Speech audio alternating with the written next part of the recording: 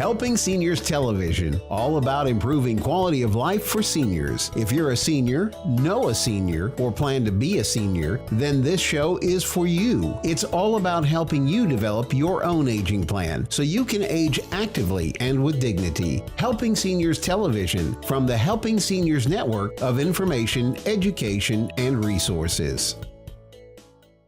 Welcome to today's edition of Helping Seniors Television from the Helping Seniors Network. Whether you are caring for a senior, are a senior, or just plan to be one, we hope you'll enjoy today's program.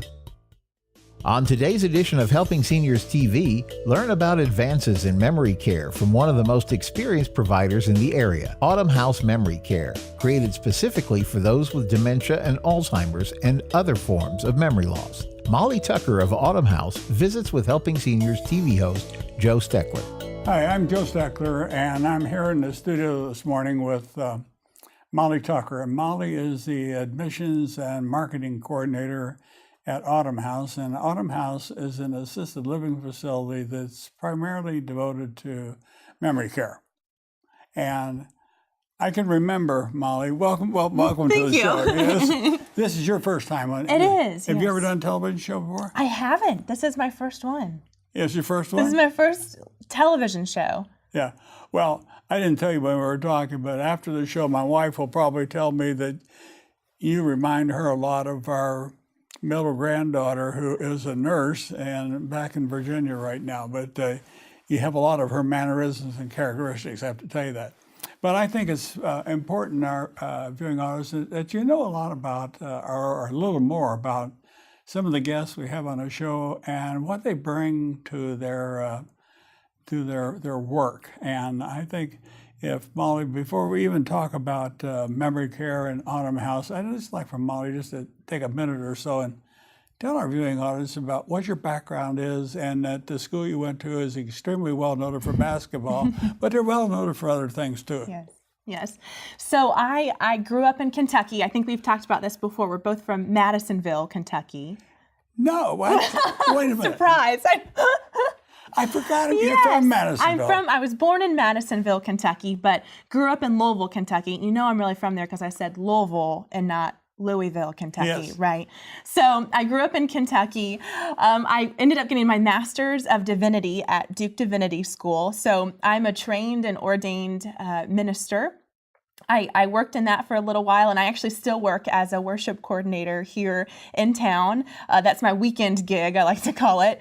But I was trained in counseling with families and counseling with folks and being able to speak with folks about vulnerable subjects and things that, life transition. So that kind of brought me to Autumn House in a very roundabout way.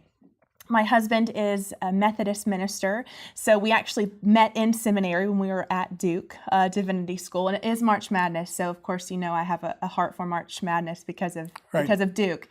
We met in Divinity School. He's from Florida, so he was placed actually at a church here in the area, and that's how we ended up in this in the Century area in particular. I think it's important, Molly, that what I just asked you, because there are so many backgrounds that people have, diverse backgrounds, that they bring different areas of fields of ministry, working with people, to people care in assisted living facilities and nursing homes and in certain types of medical practices which are geriatric care. So the United States is rapidly growing much older in terms of our population. So we need to do more to focus on ways to help these people and help them early on in this progression. So waiting for it to happen at the end of life. And I could probably tell stories, folks, to Molly about different clients that I've seen that placed loved ones at Autumn House. I followed Autumn House, the development of Autumn House. I spoke at their groundbreaking ceremony years ago, and I saw at that time what a good independent facility that concentrated on the welfare of a dementia person, what it could do. And but I'm not going to sit here and tell you how you should function at Autumn House. I want you to tell our viewing audience how you function as the things that you don't mention that I think are really, really important. I'll mention them too. But so just tell us a little bit about what do we mean when we say memory care and assisted living. What do you mean by that? So that our viewing audience understand. So Autumn House is just memory care. So we are assisted living, but we only do memory care. So the main difference for us is that we don't have the different levels of care within our facility as far as independent living and then assisted living and then assisted living memory care and skilled nursing. We don't have all of those levels, but we do focus in on memory care. And that's important because that means that our entire staff is geared around the care for dementia, for folks with dementia. That means our nurses are trained in that way, our caregivers are trained in that way, our activities are geared towards those folks who need that kind of engagement. Our medical personnel who come in especially work with dementia patients. So everyone from our dental hygienists who come in to our hairdressers who come in, they know what it means to have dementia. They know that one day may be different than the next day. So we really do focus our training for our staff. And then even as you've seen, even our building itself is intended for dementia care. So the architecture, the layout of the household, our households completely are surround a courtyard. Okay. Explain to me when I know what household means, but I'm sure that they don't because to my knowledge, there is not another memory care organization that uses the household concept. Right. What do you mean when you say household concept? What do you really mean? So we are a little bit different than some of the other memory cares in the area because we are intentional about saying our residents live on the household. So they have their own households. So we are set up in a home-like environment, and that's very intentional. We think folks have lived in a home-like environment their entire life, and we don't want to change that concept now. Okay. We don't want to add to the confusion or the getting agitated or flustered even if they're in a large space and can't figure out where they are, if it feels more transient. We want it to feel cozy. We want it to feel like a household. So our facility is set up in a circle on our household, so it's considered non-restrictive because our residents can make an entire circle around their household. Part of that includes our outside area, our courtyard area. But in that household, we have living rooms, we have dining rooms, we have a kitchen, we have their bedrooms, and that is intentional. It is set up like their normal household that they lived in 30 years ago or however long ago. So we are intentional in calling it a household too. It's in the nomenclature as well. Okay, how many people can you care for at Autumn House now? So we are licensed for 60, and we have two households. So we have what we call our A and our B household, which is our A hallway and our B hallway. And then we also have a C hallway and a D hallway. So we call them the AB household and the CD household. They function independently, and there can be 30 residents, we say, on each side, about 30. So we're licensed to take care of 60 folks. Are these households separated, or do you have people that have early and late dementia in the same household, or do you separate them out into? So we have them separated based on their progression within dementia. So we have some folks who are on our AB household as our folks who are usually more physically able or cognitively able to engage in conversation or activities or something like that. They may be someone that if you saw them at Publix, you may not know that they have any dementia needs. So those are folks who are typically more independent. We do have a nursing staff on that side. We do have caregivers on that side. We have activities for that side. We still offer assistance on that side as needed. But those are folks who are typically more able to articulate their needs. Now on the other side, on our CD hallway, that's where you're going to see folks who are a bit more progressed through dementia. So you may see some more wheelchairs or jerry chairs. It may be folks who need more assistance in eating. It may be folks who have some problems with incontinence or are not able to make their needs known. And part of the reason that we have these two different levels is that throughout dementia, there are different care needs.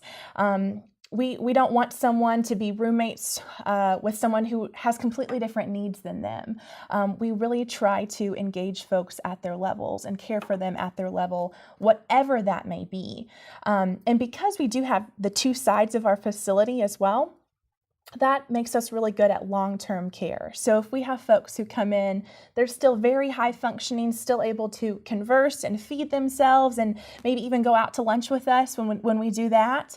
As they hit these new normals, what we call them, new normals along the way, if we do need to transition into our CD household, we're able to make that transition. And because both households look the exact same, they're set up in the exact same way, it's not an environmental change. The people are different, but it's not a stress that's brought on by environmental change. So but do you really actually have two separate kitchens? We do. So we have one kitchen that we prepare all of the food in that's separate from these households that we then deliver food to. But in each household, there's a smaller kitchen that we can do activities with, that folks can eat in there if they want to. But they really do function like two independent households. But the food is all prepared out of the central kitchen? It is, yes. Do you prepare the same food for both, or do you have different foods for either side? So we are able to accommodate to several different diets and dietary needs. So whether it's diabetic or pureed or chopped or just a regular diet, we're able to meet those needs. Okay. We typically have one menu option. We kind of have a set menu, but if folks don't like fish, or if they don't like shrimp or whatever it is that we're serving, we're able to, fix up a BLT or a wrap of some sort, or a salad, if it's something that we know that they don't like. We can offer alternatives. If they didn't like shrimp, then you'd really have to butcher those shrimp. I can't imagine. I know that wouldn't be me, but that's okay. Don't you like shrimp? I do. Okay, well, yes. I do too.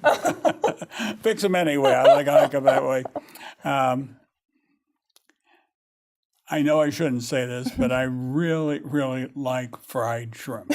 It's just, I know diet-wise, as we get older, we should stay away from fried foods. I know that, but I think also that as we age, that every person that ages has a right at certain times in their life to have something they truly enjoy. And the reason I say that is because I remember years ago, when I had command of the Navy's retirement home, I had a guy there who was 98 years old. And every time he'd go home for Christmas, he'd come in to see me. After I said, well, what did they tell you this time? And he said, Captain, he said, they're still upset that I have my cigar and my shot of bourbon every night. And I said, what did you tell them this time when they tried to get you to stop both? He said, I asked them, how long do you want me to live? He said, I'm 98. How long do you want me to live? So I think they finally got the point that the guy, he was going to do something he truly enjoyed. And for him, his shot of bourbon and his cigar at the end of the day was something extremely important. And I think that's the same thing when we talk about different kinds of care. We talk about memory care. We have to be able to structure different types of living that fit the people, that can get them into a safe element of care as they try to live the rest of their lives. And I think from the very beginning, that's the way Autumn House was structured.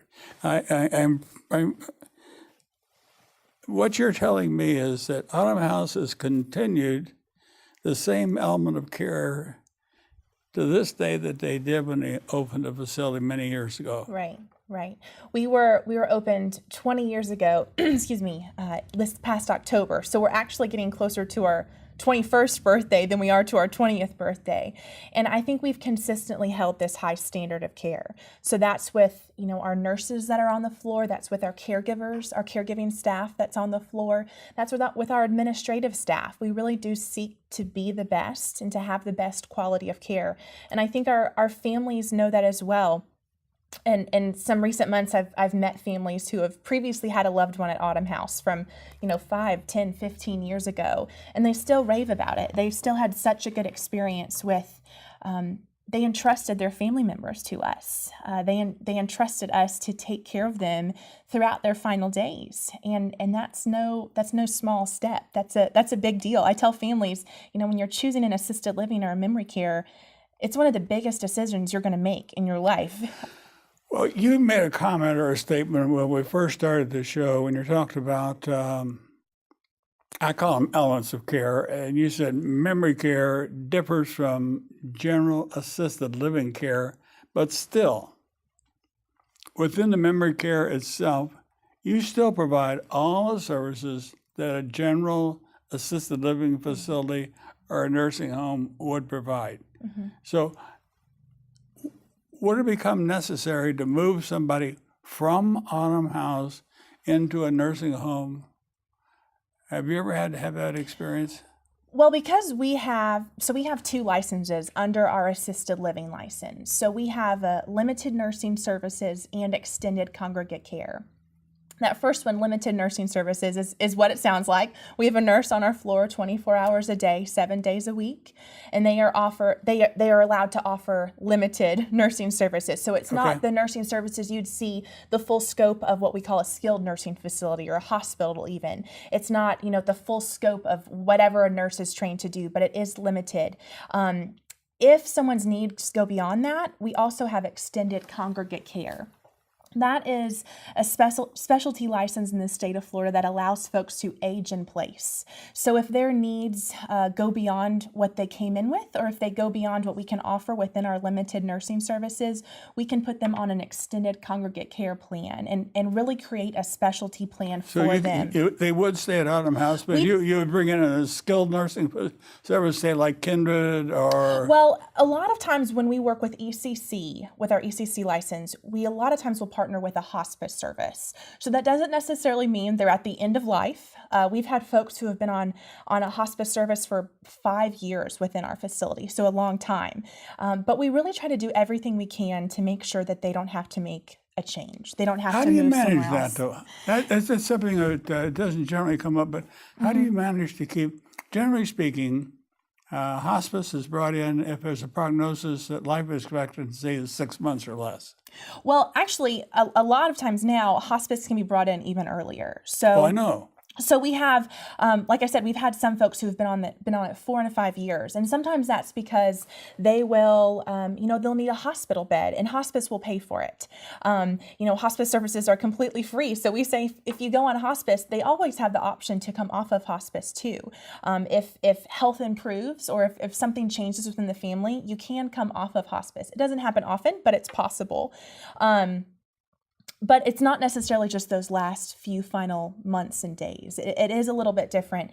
An admitting diagnosis can be dementia or Alzheimer's. So we work with all 4 hospice agencies in the county within Autumn House. So it makes it extremely important for our viewers to understand that while they might think that care could be at this level and it could not go any higher, but generally speaking, if it's at this level and there's a need to go up here, if you're working with the right kind of organization or a facility that's caring for that with their licenses, they understand that there's ways to get this extra incremental care. And we do try to work with our professionals, with the personnel that come into our building, with hospice agencies, however we can to keep families there.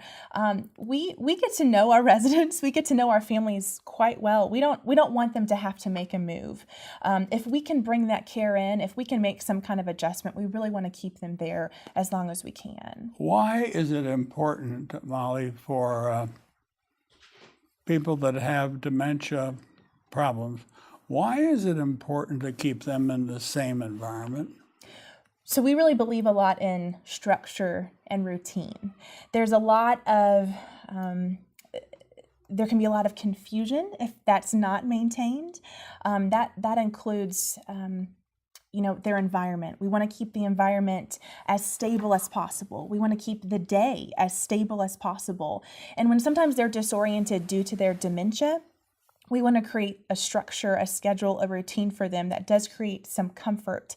That's really important in maintaining. One thing that I always tell folks, it seems so strange, but one thing I tell folks when we go on tour around Autumn House, during our meal times, we have assigned seating. And that feels so, I think sometimes it feels so, we have assigned seating during meal times. And sometimes I think it feels so first grade, right? It feels that there doesn't seem to be a good reason for it. But part of that is maintaining that structure and that routine. You know, folks don't have to get anxious about where they're going to go sit every day at lunch. I've heard stories about other assisted livings where people show up an hour early because they want to make sure they get their spot. But we do. That's part of, even little things like that are part of the structure and the routine that we maintain in the environment. We don't want to create anxiety. We don't want to create frustration or agitation because they don't know where they're going or what they're supposed to be doing. Are they supposed to be going home? You know, that's a phrase we hear quite often. I'm supposed to go home, or my mom's supposed to come get me, something like that. We want to maintain that stability within the day. Because some of those buzzwords you just used, one of the worst things you can do to a person that has dementia is to get them upset. Right. Because it can change their personality, and it can change the personality of those that deal with them because they don't know how to cope with these different behavior things that a memory care patient may exhibit. Right. It's a hard thing to explain to somebody that doesn't understand it, but a good memory care organization is geared to recognize some of the symptoms they see the people exhibit, so they know how to cope with it. Right. One thing we work with a lot is, you know, if we sense that there's some agitation or some frustration coming, our caregivers or our nurses, our staff is trained to change the environment, not just change the conversation, which can sometimes work. We can sometimes divert to another conversation, but we also want to change the environment. Sometimes that can create just a total change in mindset or mood. Since our household is built in a circle, sometimes it's as simple as turning a hallway into the living room or turning a hallway into the dining room, and we're kind of in a new place. But our households also surround a courtyard that's outside. There's really nothing that can replace the feeling of being outside, both for a dementia resident, for you, for me. When we step outside, it's just a completely different feeling. So if we need to, you know, change a mindset or change a mood, we really do try to utilize changing the environment. And because of the way that we're set up, we're able to do that at Autumn House. What did in all the questions, you sent me some questions, we've covered most of them, but one of the ones we didn't talk about was your multisensory unit. I've heard a lot of different buzzwords about different programs. I know Zahn does some different things. They have different things built into their rooms. But what do you mean by multisensory? What does that mean? So each day, when you or I wake up, we orient ourselves to the world through our senses. So even when we don't realize it, we're hearing things, or we're smelling things, or we're seeing certain things that orient us to right now. And sometimes we respond to different senses differently. So I may respond to music when I hear things a lot differently than maybe you may respond to smell very strongly or something like that. We try to use all of the senses throughout the day for our residents. So if there's someone who responds really well to visuals, to art, we try to do art and using tactile things to stimulate those senses. It helps them orient to their day. We use music a lot for folks who like to feel the beat or like to hear. That helps them connect in a different way. It helps them feel like they have a sense of belonging where they're comfortable. So we really try to utilize all the different senses each day. It's part of we call it our flow of the day. So we have 12 to 16 different activities throughout the day as the day flows, where we really do try to utilize all of these different senses. So folks who connect to the world in different ways, who orient themselves to the world in those ways, we can really connect with them. I think many people that might have a vision of a memory care place or an assisted living facility and being in something where there is a continuum or a continual activity thing going on all the time. That's not true. Right. Right. And one of the things, I think one of the key things in a memory care place is that good memory care units have learned that there's a time for activity, there's a time for quiet. Can you explain that a little bit to our viewing audience? So we use a lot of different types of activities for different types of engagement, but we also have downtime. We have time before meals where we have about a 30, 45-minute downtime where folks can go back to their room and just breathe for a moment, or if they need help going to the restroom, transitioning to the next activity. We use that downtime for that too. Not everyone is completely extroverted. I always tell folks, we're not going to make introverts extroverts or extroverts introverts once they move to Autumn House. That's not our goal. But we do like to use a mix of different activities for engagement. So sometimes we have big group activities that can be several of our residents. It can be 20 to 30 of our residents gathering around for music. Then sometimes we have, a group of 5 or 6 that gather around to play dominoes. Sometimes we just do a one-on-one activity where it's, tell me about this photo of your family, or let's read this book together, something like that. We just want to make sure everyone is engaged on a daily basis. But there are times needed for rest too. Yes. So, with that engagement, we also want to provide those spaces of rest, of if they need a nap or if they just need to kind of sit and be alone for a little while. We want to respect that.